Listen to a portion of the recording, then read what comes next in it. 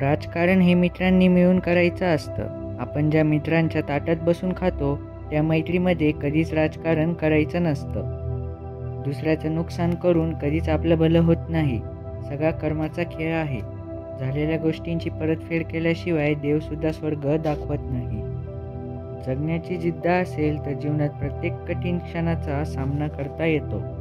आनंद देणाऱ्या माणसांना आशीर्वादाचं व्याज मिळत राहतं, मात्र दुसऱ्यांना वेदना देणाऱ्यांना तळतळाटाचे हप्ते भरावे लागतात. एक वेळेस लक्ष्मीची चोरी होऊ शकते, पण सरस्वतीची नाही.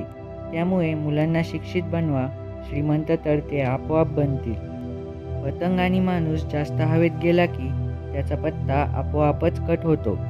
माणूस धनवान असूनही त्याचे मन शांत नसेल तर त्याचे धन व्यर्थ आहे, कारण मनशांती हे सर्वात मोठे धन आहे. माझं भविष्य माझं वर्तमानापेक्षा चांगलं असेल, कारण ते बदलण्यासाठी मी खूप प्रयत्न करत आहे. हा विचार सदैव मनात ठेवा. दुसऱ्याची प्रगती पाहून आपण जळू नये. त्यांच्यासारखी आपलीही प्रगती होईल अशी सद्भावना मनात ठेवा.